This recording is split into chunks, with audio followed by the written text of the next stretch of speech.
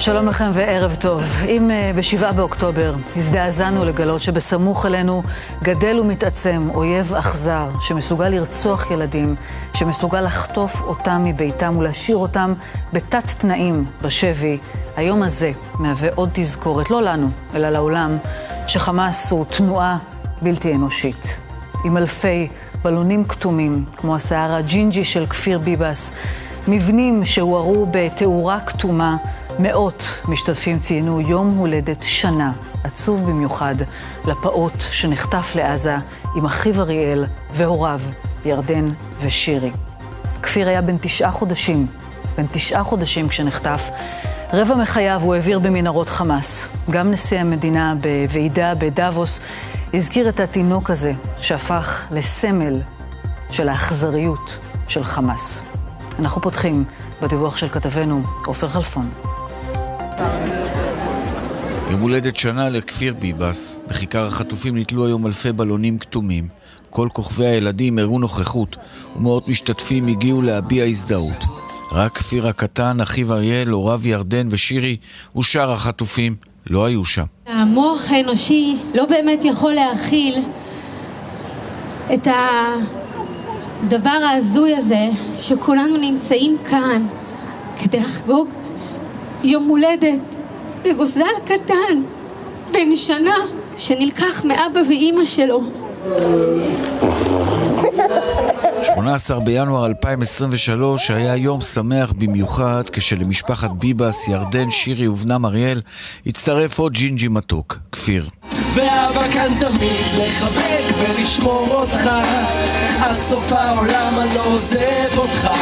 שנה אחרי ו3.5 חודשים אחרי השבת ההיא מציינים בעולם ובישראל יום הולדת שנה עצוב לתינוק שנכנס עמוק ללב של כולנו.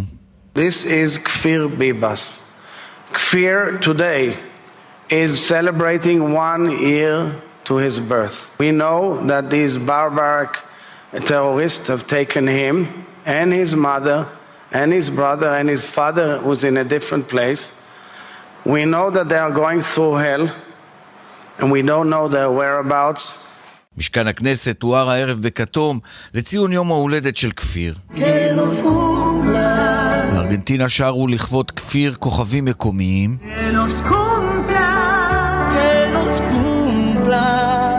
זה לא נתפס שכבר יותר מ100 ימים התינוק המתוק הזה ועוד 135 גברים, נשים וילדים נמצאים בשבי אי שם בעזה. חברי זהו זה יקדישו הערב בתוכנית לכפיר את שיר הערס פזמון הקינטון.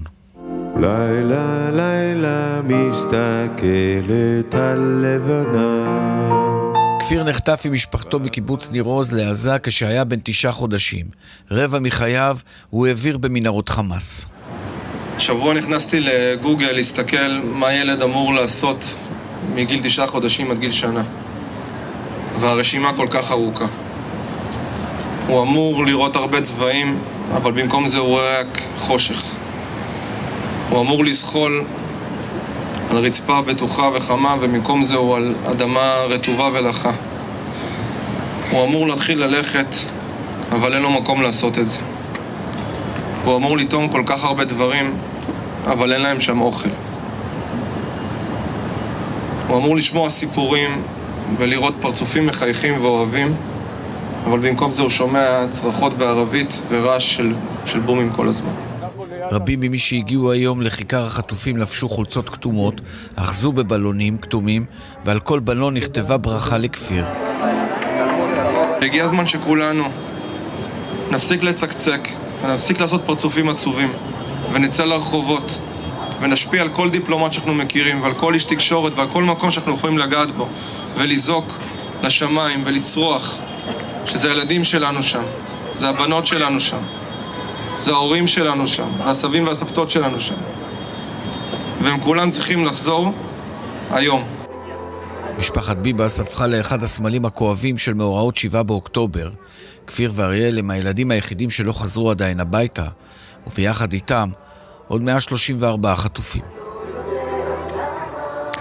ואנחנו הערב גם בניר עוז, איתך איציק זוארץ. אתה נמצא ממש בפתח ביתם, משם הם נחטפו לפני 104 ימים, משפחת ביבס ואיתם כפיר הקטן.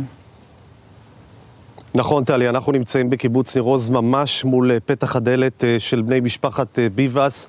כמו שאמרת, לפני 104 ימים בני המשפחה הוצאו בכוח מהדלת הזאת של בני המשפחה, כאשר כפיר הקטן היה בן 9 חודשים כשהוא הוצא בכוח על ידי מחבלי חמאס מהדלת הזאת.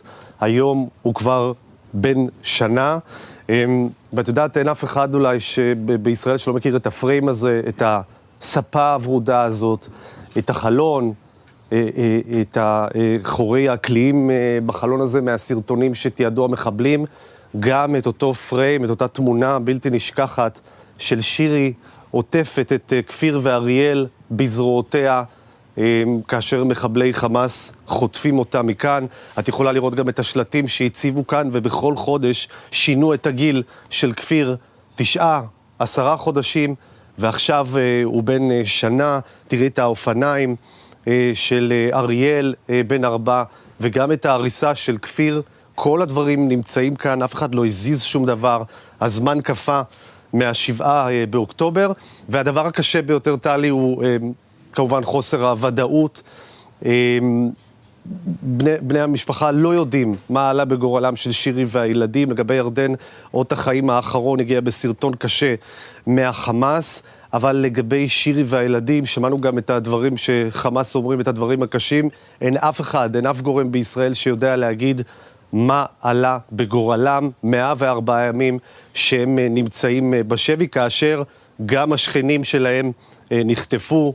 בבית הצמוד כאן גר תמיר אדר, לידינו אלעד קציר. ואם את רוצה דבר אחרון, באופן מאוד מאוד סמלי, אחרי חודש, יותר מחודש שלם, שלא נשמעו אזעקות כאן בקיבוץ ניר עוז, ממש לפני כשעתיים, אזעקת צבע אדום שנשמעת כאן. יום הולדת שנה לכפיר, הוא לא בבית כבר 104 ימים. כן, ואין הורה בישראל שישכח את המבט המבועת של שירי, כשהיא נחטפת עם ילדיה, עם הפעוטות האלה בידיה לעזה. איציק, תודה בשלב הזה.